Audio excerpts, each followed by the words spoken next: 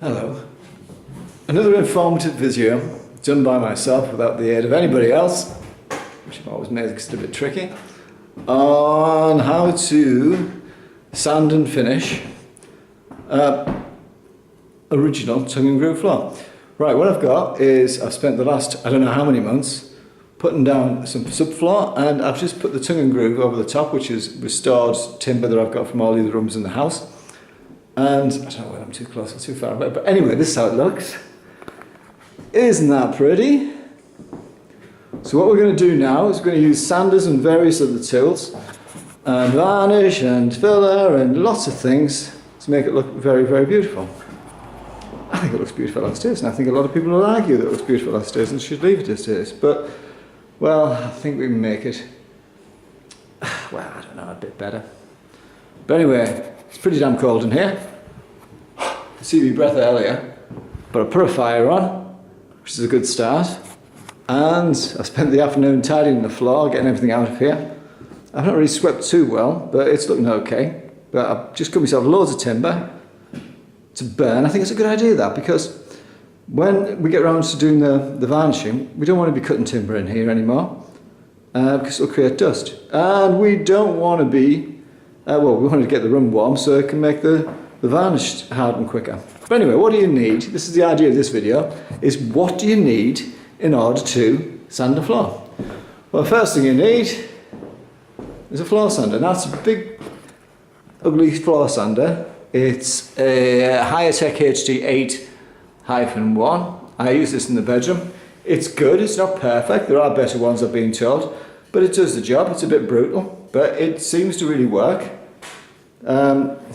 To go with it, I've got a Higher-Tech HT7 edge sander as well. That's an orbital sander.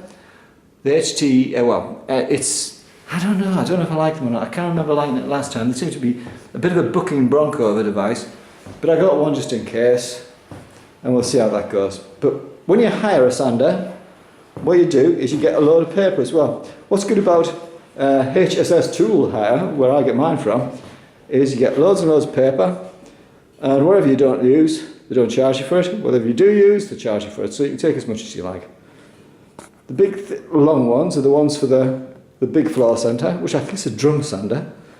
I got a couple of sheets of P24 on the left, which are for really, really stubborn floors.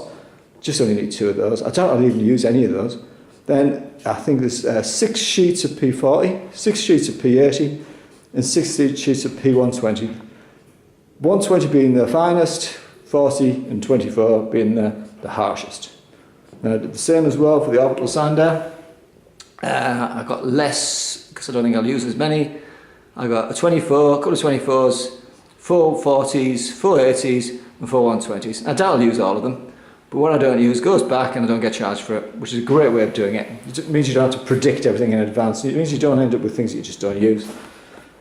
I've got a couple of bags as well. Well, 4 bags. There's 2 bags per container for the drum sander, and 4 for the edge sander as well. You can see, actually, if you look a bit, I started off the edges. I didn't have enough time to do all the edges, but I think that's a really good way of doing it beforehand. Use your own sanders to do the edge to start with, and then just use the great big drum sander to do right in the middle. But anyway, what else do you have to go with this? Well, first of all, you got all your other tools. Now this is what I've got. I tend to use a few of the sanders. It doesn't mean you have to. I mean, you might get away with those first 2 sanders that you've got there. But I have a nice Makita belt sander, which works really well. I think it's a 9304, something like that, a 9403 or something. And that works really well. It goes well around the edges as well. You sort of like poke it into the corners, and that works really well. I've got what do you call it? Is it an orbital sander? I think it's one of those. Anyway, it's just a half sheet sander. I've got a couple of detail sanders. I only got a couple because, well, I didn't want to have my dad, and I also bought one. I borrowed one of my dad. Anyway, all come in handy. I've got loads of sheets of paper to go with them as well. Big selection there. Again, lots of different grades and whatever. And it comes in useful. But they're really an afterthought. If you can't get away with the main sanders, use these. What else? You need a lot of cleaning. So between sanding, whatever's flying around, you use a broom and a dustpan. Well, this little shovel there. I've got a dustpan and brush somewhere, but you need one of those definitely, which is it's one of those things that if you cut through the lead, it cuts off the electricity, and it's called RSC or something like that. But anyway, also you need a drummer cable as well, which is useful. You need a set of little tools for prodding in nails that might be still in. Well, what I've got there is a cat's foot, a cat's paw even, taking out nails. I would probably don't use that, but I'll use the hammer, and I'll probably use the punches as well to punch nails down. They're there. A Stanley knife is always useful. A selection of punches is also useful. Safety first. Good pair of goggles, which I will clean up. Now, I thought I didn't need goggles last time, and it seemed okay until right in the middle of the night, and I realised my tear ducts were full of sawdust. Like, it was just absolutely, well, it wasn't painful, it was just a bit disturbing. Got a mask there, not my usual mask, that one's a bit grubby. You tend to breathe more crap in because it's inside the blinking thing. Look at the state of that, it's got everything in there. But anyway, I've got a better mask somewhere, but don't use them. I mean, I'm sure they're very good, but I don't know, I just don't trust them. Use those. Use a good grade one of those. Hat, it's cold in here, but also it stops the sawdust getting in your hair, and vice versa, it stops your hair getting on the floor, especially when you're varnishing. You'll find hairs everywhere when you're varnished if you don't have a hat on. Good pair of gauntlets. I use builder's gloves, but give you a little bit of defence against the sanders if you should get your fingers caught in them, which I wouldn't recommend because you'll lose fingers, honestly. They're not going to say there's much protection, but they're a bit more protection than having nothing.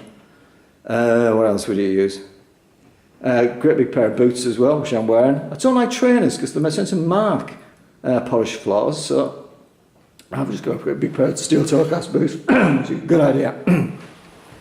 Right, for the filling, I've got a couple of plastic bags to mix the filler on, and I've got these tools, which are like, I think, jointing knives and a caulking, wherever, and you use those to actually shove all the filler into the gaps.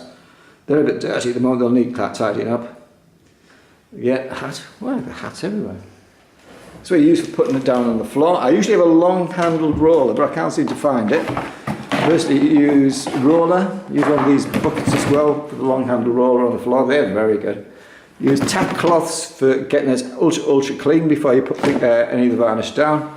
And you've got a smaller roller for detail around the edge. And these blue, I need a new one of those. These blue sort of candy stripe ones are the ones you should use, as far as I gather from the internet, and they did seem to work well as well. Socks! Get a pair of socks that you just know you can throw out, because what's going to happen with those socks is you're going to be using them when you're varnishing. You don't want to be wandering around in boots, Ben.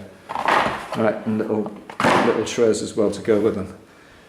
Bin liners, yeah, I'm sure we can get something better than that. It's just something to actually mix all of the filler on. And talking of filler, these are all the fluids that you'll need, and these aren't cheap. You know, that the filler itself I use is Lecol 7500, which is brilliant. You mix it with your finest sawdust into a paste, well, a runny paste, and you spread it out on the floor, let it dry, then sand over the top of it, and it's fantastic. That there is about 40-50 quid worth of Lecol. Got some left over from last time as well, so I should have easily enough to do this entire form. What you should start off with as well is a primer. Primer. Which one's a primer? Bona primer I use. Some people recommend you don't have to use it, but I like the idea of using it. Anyway, that works really well for me. Then the actual varnish itself, I use Bona Mega Extra Matte. I tried using, I've got a lot of that as well. I've got some left over from last time. 3 there. I mean, this is an 8 metre by about 4 metre floor, and it's a bit big. Right, where else? I've got some primer there, so I've got 2 things of primer, 3 things of extra matte, and I've got 1 silk matte left over from last time. The silk matte was going really well, it was brilliant, and then I put the final coat on and it just went shiny, shiny, shiny, and I don't like shiny, shiny, shiny. It just looked so 70s and disco, so I had to get some extra matte. I had to sand it. and put some extra mat on it. It was just such a nightmare. But anyway, that's all you need. Well, actually, it's not all you need. It's a very, very boring door job. I mean, it's exciting for the first bit when you got these really powerful sanders and you have to run behind the thing. Well, stop it running away. But I mean, I listen to the radio all the time when I'm working, but you can't listen to the radio because it's too bloody loud. So, actually, I didn't show you down there. You can use ear protection, or what I use, a pair of Bluetooth headphones. So on that, I have some music playing through them, or some Commode and Simon Mill. Playing through that as well, something like that, a podcast or whatever.